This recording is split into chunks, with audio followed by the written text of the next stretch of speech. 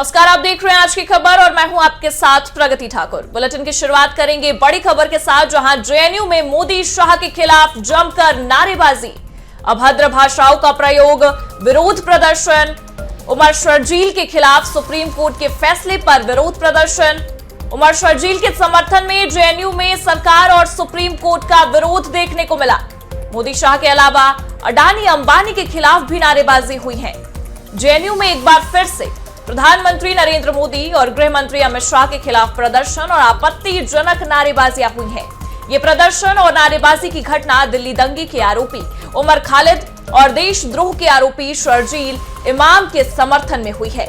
Reports के मुताबिक छात्रों ने पीएम मोदी, गृह मंत्री अमित शाह के अलावा अडानी और अंबानी के खिलाफ भी अभद्र भाषाओं का प्रयोग करते हुए नारेबाजियां की, जिसके बाद विवाद गहरा गया है। बता दें कि देश के सबसे प्रतिष्ठित विश्वविद्यालयों में शुमार जेएनयू पिछले कुछ सालों से लगातार विवादों में घिरा है। इस बार विवादित नारेबाजी और प्रदर्शन रात के समय साबरमती हॉस्टल के बाहर हुआ।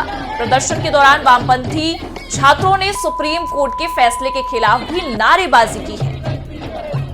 ये नारेबाजी आप सुन सकते हैं, जो विवादित नारेबाजी जेएनयू के कुछ छात्रों द्वारा की जा रही है। बता दें कि प्रधानमंत्री मोदी, गृह मंत्री अमित शाह के खिलाफ ये नारेबाजियां जमकर होती नजर आई। सुप्रीम कोर्ट के उस फैसले के विरोध में ये प्रदर्शन हो रहा है, जिसके मद्देनजर उमर खालिद और शर्जील इमाम को राहत नहीं दी गई।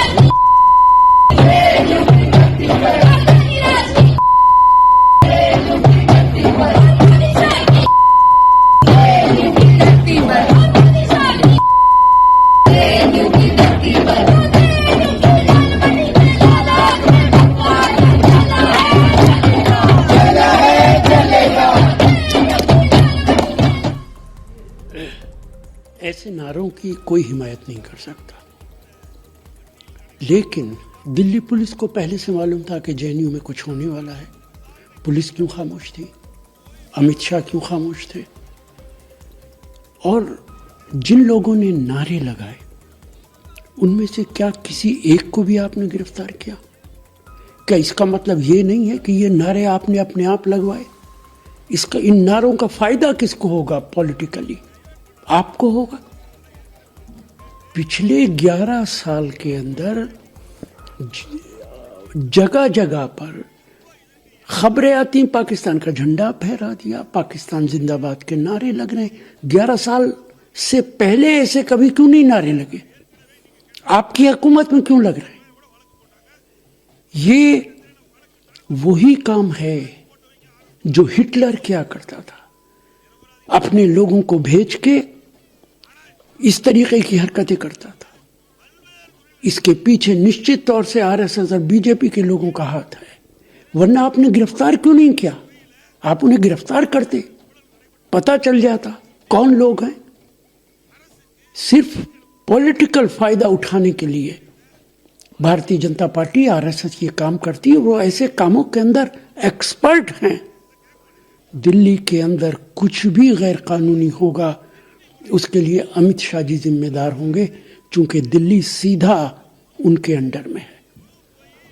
सर, कैसे देखते हैं आप सुरेश कलमाडी जो है पूर्व मंत्री और कांग्रेस के वरिष्ठ नेता रहे हैं, हमारे बीच आज वो नहीं रहे, एक लंबी बीमारी के बाद पुणे में उनका निधन हो गया। हालांकि कलमाडी जी का जो पॉलिटिकल सफर रहा अंत में वो कॉमनवेल्थ गेम्स के इर्द गिर्द जो चीज़ें उनके ऊपर लगी उनसे रहा, लेकिन एक बड़े स्टालवर्ट नेता वो महाराष्ट्र के रहे हैं। कैसे देखिए, सुरेश कलमाडी जी नहीं रहे, ये खबर अभी अभी आपने दी है, बहुत तकलीफ की खबर है। सुरेश कलमाडी जी से, उनके परिवार से मेरा ज़ाती रिश्ता रहा है। सुरेश कलमाडी निश्चित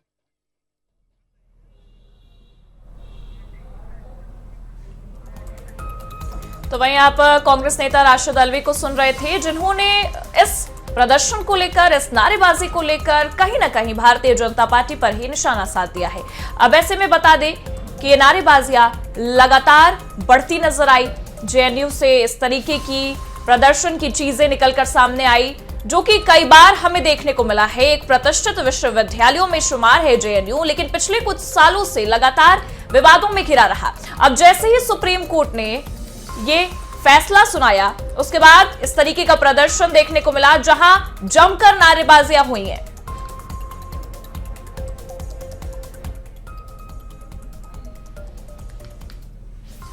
ये वही वामपंथी विचारधारा है जो हर बार देश विरोधी ताकतों के साथ खड़ा होती है। ये कल की बात नहीं है, ये आप पिछले किताब के पन्ने जब खोलेंगे तो हर बार आप देखेंगे कि देश विरोधी जितने भी सरजील इमाम और उमर खालिद, वो भी तो यहीं से निकले हुए हैं।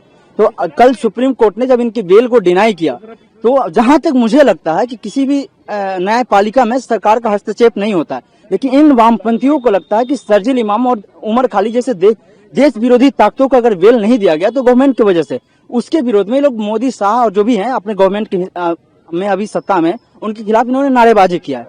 कल यही है, तो आज उस दौर में है हम जहां नया भारत है, धर्म अलग हो सकता है लेकिन न्याय सबको समान मिलेगा।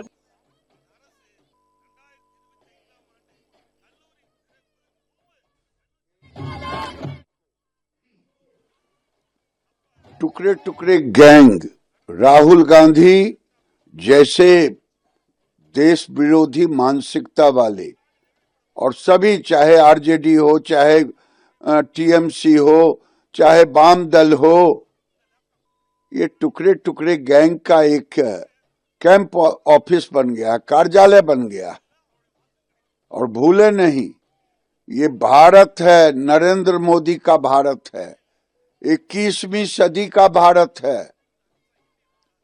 विवेकानंद कह गए थे भगवा ही होगा, और ये नरेंद्र मोदी को और अमित शाह को कब्र खोदने वाले खुद कब्र में चले गए। यहां से उग्रवादी का खात्मा हो गया पूरे देश से। इसलिए मैं टुकड़े टुकड़े गैंग से कहना चाहता हूं कि उमर खालिद जो पाकिस्तान की सोच रखता था, सरजील इमाम, चिकन नेक को अलग करना, और खालिद और सरजील के समर्थन में जो लोग बोलेंगे वे देशद्रोही है। ऐसे लोगों पर देशद्रोह। ये वही लोग हैं जो देश को तोड़ने की साजिश में जुटे हैं। ये वही लोग हैं जो देश को अस्थिर करने में जुटे हैं। लेकिन प्रधानमंत्री नरेंद्र मोदी जी के नेतृत्व में देश पूर्ण रूप से सुरक्षित है और इस प्रकार के तत्वों से सख्ती से निपटा जाएगा, इसमें कहीं कोई दो राय नहीं है। भारत में रह कर के वंदे मातरम कहना ही होगा और जो नहीं कहेगा उसको बाहर जाना होगा। तो वहीं इस मामले को लेकर, इस नारेबाजी को लेकर, प्रदर्शन को लेकर तमाम प्रतिक्रियाएं सामने आ रही हैं, जहां ये जो मामला निकलकर सामने आया है उसके खिलाफ भी लोग बोलते नजर आ रहे हैं, क्योंकि जेएनयू एक ऐसी प्रतिष्ठित विश्वविद्यालयों में शुमार था, लेकिन पिछले कुछ दिनों से या कह सकते हैं पिछले कुछ सालों से वहां से जो तस्वीरें निकलकर सामने आई, जिस तरीके से मामले निकलकर सामने आए, उसने कई सारे सवालों को जन्म दिया है। अब ये नारेबाजियां जो हम आपको सुनवा रहे हैं उसमें आप देख सकते हैं किस तरीके से सुप्रीम कोर्ट के इस फैसले का विरोध किया जा रहा है जो कि सुप्रीम कोर्ट ने उमर खालिद और शर्जील इमाम के विरोध में सुनाया और कह सकते हैं कि राहत नहीं दी। अब ऐसे में ये विरोध प्रदर्शन लगातार देखने को मिल रहा है। कुछ बयान भी आपको सुनवाते हैं। इस मामले को लेकर लगातार प्रतिक्रियाएं सामने आ रही है। ये शरारती तत्व देश में अराजकता फैलाने की कोशिश कर रहे हैं, लेकिन हमारा देश हर कानूनी व्यवस्था में सक्षम है। ऐसा कुछ होने वाला नहीं है। छुटपुट भैया अपनी छोटी राजनीति सीखने के चक्कर में ये काम करते हैं। देखिए, निश्चित रूप से कोर्ट ने सब चीज़ों का, और इस देश में सुप्रीम कोर्ट और हाई कोर्ट से बड़ा तो कोई कोर्ट है नहीं है, तो सब जज साहिबान ने पूरे हर चीज़ का संज्ञान लिया होगा। उनकी इन्वॉल्वमेंट के प्रूफ मिल रहे होंगे, तभी जो है बेल रिजेक्ट हुआ है। तो इस देश की न्याय प्रणाली है और उस न्याय प्रणाली से ऊपर तो कुछ है ही नहीं। सरकारें भी बाध्य हैं उस न्याय को मानने के लिए। तो अब ऐसी स्थिति में जो है उस न्याय का इस तरीके से विरोध करना और जो है इसमें कोरी कोरी राजनीति करनी, इसका मतलब आप देश की एकता और अखंडता के लिए खतरा हो। आप प्रधानमंत्री जी, और जैसा कि आप कह रहे हैं कि प्रधानमंत्री जी और गृह मंत्री जी के खिलाफ अगर नारे लगा रहे हैं, तो वो स्पष्ट संदेश है कि इस देश की अखंडता के, इस देश के संविधान के कोई रक्षक हैं तो वो नरेंद्र मोदी जी और अमित शाह जी हैं और सारी सरकार है। तो निश्चित रूप से मैं समझता हूं कि मैं निंदा करता हूं ऐसे लोगों की जो इस देश को टुकड़ों में बांटने की कोशिश कर रहे हैं और इस देश के धर्म और के नाम पे राजनीति करने। इस तरह के जो लोग हैं उन पे सख्त से सख्त कार्रवाई होनी चाहिए। देश विरोधी नारे बर्दाश्त से बाहर हैं। वो बिल्कुल भी, जो लोग भी हैं उन पे अब सख्त से सख्त कार्रवाई होनी चाहिए और मुझे लगता है कि दिल्ली पुलिस इसका संज्ञान ले रही होगी और आज उनको तुरंत से तुरंत गिरफ्तार करके उन पे कार्रवाई की जाएगी। ये बात जेएनयू की नहीं है, ये कुछ लोग हैं जो इस प्रकार के देश विरोधी नारे, धर्म विरोधी नारे लगाना, ये अफजल गुरु के लिए भी नारे लगाते हैं, सुप्रीम कोर्ट के फैसलों के खिलाफ भी नारे लगाते हैं, आतंकवादियों के समर्थन में नारे लगाते हैं, नक्सलवादियों के समर्थन में नारे लगाते हैं। लेकिन कुल मिला के इनके नारे केवल नारों तक ही बचे हैं। जहां नक्सलवादी होते थे वहां नक्सलवादी खत्म हो गए हैं, जहां आतंकवादी होते थे वहां आतंकवादी खत्म हो गए हैं। और दिल्ली के दंगाइयों पर, दिल्ली में जिन लोगों ने दिल्ली के खिलाफ साजिश रची, उनके खिलाफ सुप्रीम कोर्ट का फैसला आ गया है। तो इनकी छटपटाहट है और देश के दुश्मन ये जो सपोले हैं इनका सिर कुचला जा रहा है, इसलिए ये बिलबिला रहे हैं। ये बहुत ही दुखद है। जब माननीय सर्वोच्च न्यायालय ने कोई निर्णय दे दिया, उसके बाद किसी भी तरह की टीका टिप्पणी और देश विरोधी नारा लगना ये बहुत ही निंदनीय है। लेकिन मेरा ये कहना है कि ये जो टुकड़े टुकड़े गैंग है, इनका मनोबल बढ़ता जा रहा है। इनको याद नहीं है कि इसी सुप्रीम कोर्ट ने आधी रात को कोर्ट चलाकर और उनके उनकी बातों को सुना था और फिर निर्णय दिया था। तो जब हर पक्ष की बात सुनता है सुप्रीम कोर्ट, आधी रात खुल सकता है और निर्णय दे सकता है, तो फिर सुप्रीम कोर्ट के निर्णय का स्वागत करना चाहिए या मान लेना चाहिए कि यही है। लेकिन अब इनका मनोबल बहुत बढ़ रहा है। ये टुकड़े टुकड़े गैंग वाले जो हैं, इनके ऊपर अब सख्त से सख्त कार्रवाई करनी चाहिए। और जो ये कह रहे हैं कि मोदी शाह की कब्र खुदेगी, कब्र तो अब इनकी खुद जाती। शर्जील इमाम और उमर खालिद की जमानत खारिज होने के बाद जेएनयू में इस प्रकार के नारे लगना निंदनीय है, दुर्भाग्यपूर्ण है। हिंसा की और व्यक्तिगत हिंसा की राजनीति में कोई जगह नहीं है। माननीय प्रधानमंत्री जी, माननीय गृह मंत्री जी के प्रति आप पॉलिसी पर लड़ाई लड़िए। In democracy we agree to disagree. आप पॉलिसीज पर लड़िए, एजुकेशन पॉलिसी पर बोलिए, फाइनेंसेस पर बोलिए, आप अन्य मुद्दों पर बोलिए, मगर जो लोग देश को तोड़ने के लिए काम करते हैं, शर्जील इमाम ने चिकन ने काटकर पूर्वोत्तर भारत को अलग करने की बात की। भारत तेरे टुकड़े हो गए के नारे लगाने का काम उमर खालिद ने किया। 2020 के दंगों में उसका हाथ पाया गया है। ऐसे लोगों से सहानुभूति इसलिए रखी जाती है क्योंकि इस विधानसभा में ऐसे लोग हैं जिन्होंने शर्जील इमाम के साथ मंच साझा किया है। इस जेएनयू से हम सब लोग क्या चाहते हैं? सरकार की क्या उम्मीदें हैं? देश की किस प्रकार की निगाहें जेएनयू के ऊपर लगी हैं? लेकिन इस प्रकार से देश और राष्ट्र के खिलाफ ऐसे नारे लगाए जाएं, मेरे को लगता है ये ठीक नहीं।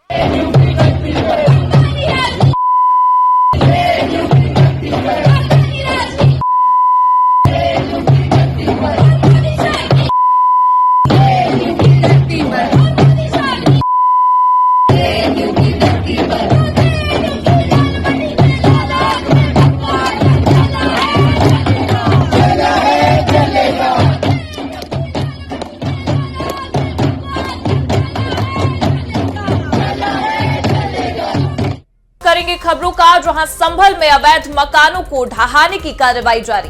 अवैध मस्जिद के बाद मस्जिद बनवाने वालों के मकान पर एक्शन। ये बड़ी खबर आपको बता रहे हैं संभल से, जहां अवैध मकानों को ढहाने की कार्रवाई जारी है। अवैध मस्जिद के बाद मस्जिद बनवाने वालों के मकान पर एक्शन। सरकारी जमीन पर बनाए गए मकान पर बुलडोजर का एक्शन। ध्वस्त किए जा रहे मकानों में एक बारात घर भी शामिल। तालाब पाटकर बनाया गया था ये बारात घर। संभल में अवैध मकानों को ढहाने की कार्रवाई लगातार जारी है। आज उस परिवार के 3 अवैध मकानों को गिराया जा रहा है जिसने सरकारी जमीन पर मस्जिद बनवाई थी। बता दें कि इससे पहले सरकारी जमीन पर बनवाई गई मस्जिद को ध्वस्त करने का काम किया गया था, जिसके बाद जांच में पता चला कि मस्जिद बनवाने वालों के मकान भी सरकारी जमीन पर ही कब्जा करके बनवाए गए थे। इनमें एक बारात घर भी है जो तालाब पाट करके बनवाया गया था, जिसके बाद अब उनको ध्वस्त करने की कार्रवाई लगातार जारी है। बड़ी खबर आपको संभल से बता रहे हैं, जहां पर लगातार बुलडोजर का एक्शन देखने को मिल रहा है। बता दें कि अवैध मकानों को ढहाने की कार्रवाई जारी है।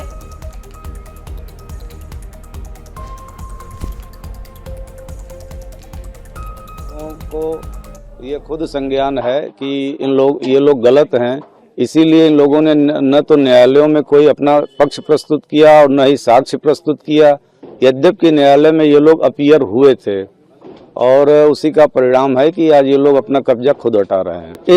इस बात के लिए मैं जिलाधिकारी महोदय को इस पत्र को रिपोर्ट के माध्यम से संज्ञान में उनके लाना चाहूँगा कि वर्ष 2012, 13, 14 के आसपास जो है इसी परिवार के लोगों ने एक रिजर्व लैंड पर मस्जिद का निर्माण कराया और इसी परिवार के लोगों ने एक तालाब की भूमि पर एक बड़ा बैंकेट हॉल का निर्माण कराया जो अपना कॉमर्शियल पर्पस के लिए उपयोग किया जा रहा था।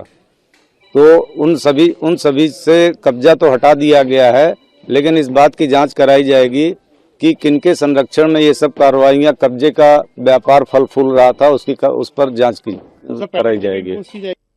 वहीं उत्तर प्रदेश के उन्नाव से ये बड़ी खबर, जहां मुस्लिम व्यापारियों का विरोध प्रदर्शन देखने को मिला है।